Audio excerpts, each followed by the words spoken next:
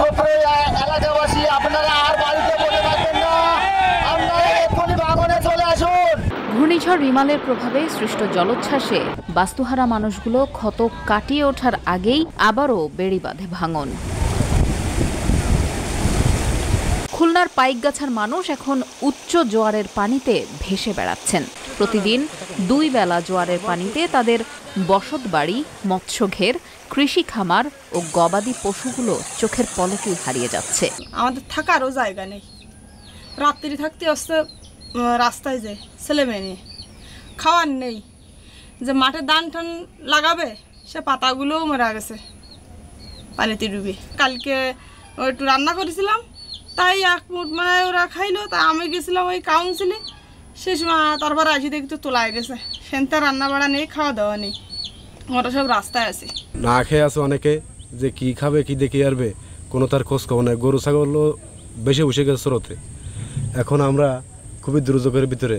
বৃহস্পতিবার দুপুরে দেলুটি ইউনিয়নের কালীনগর গ্রামে উপকূল রক্ষার এই বাঁধটি ভেঙে যায়। এতে এরই মধ্যে প্লাবিত হয়েছে 13টি গ্রাম।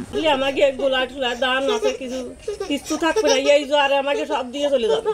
গরু বাছুর ছাগল বেড়া আর বাচ্চারে এই বাচ্চা কাচ্চা নিয়ে রাস্তায় উঠতে হবে, রাস্তায় তা ওঠার জায়গায় নেই। এই পানিতে প্লাবিত হয়ে মাটির ঘরগুলো ভেঙে গেছে বেশিরভাগই।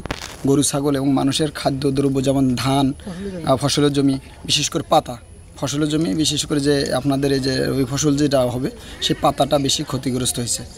আর বিশেষ করে এই অঞ্চলের রোডঘাট, রাস্তাঘাট বা ভিতরের যে রাস্তাঘাটগুলো আছে সেগুলো ভেঙেছে, গরু বাছুরগুলো থাকারও জায়গা নাই। স্থানীয়রা জানান, কালীনগর গ্রামের পাশেই রয়েছে ভদ্র নদী। বৃহস্পতিবার দুপুরের দিকে সেখানে পানি উন্নয়ন বোর্ডের 22 নং ফোল্ডারের উপকূল রক্ষার বাঁধ প্রায় 300 ফুটের মতো ভেঙে যায়। শুক্রবার দুপুর পর্যন্ত বাঁধ ভাঙনের দৈর্ঘ্য বৃদ্ধি পায় প্রায় 1,500 ফুট।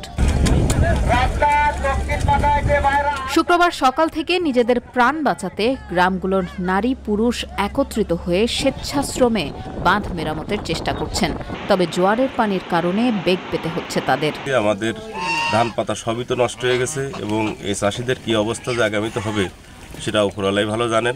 তো আমরা স্থানীয়ভাবে আমাদের যে ইউনিয়ন পরিষদ বা আমাদের যারা এখানকার দায়িত্বরত মেম্বাররা আছেন তারা সেভাবে আসলে কাজের প্রতি ওইভাবে খেয়াল করে না বা করেনি।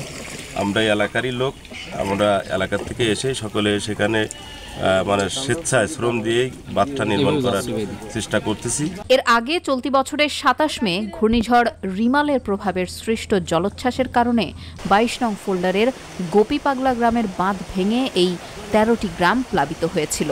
আমাদের এখানে টেকসই বেড়িবাঁধ না হলে আসলে আমাদের এটা প্রতিরোধ করা সম্ভব না।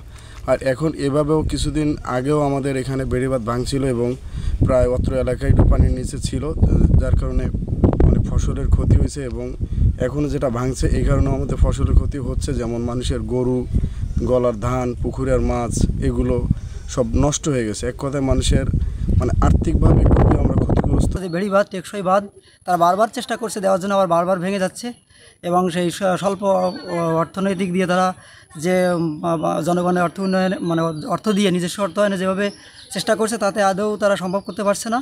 এবং আমার যেটা মনে হয়েছে যে উচ্চ মহলে বা সরকারি পর্যায়ে হস্তক্ষেপ ছাড়া এই টেকসই বাঁধ সম্ভব না।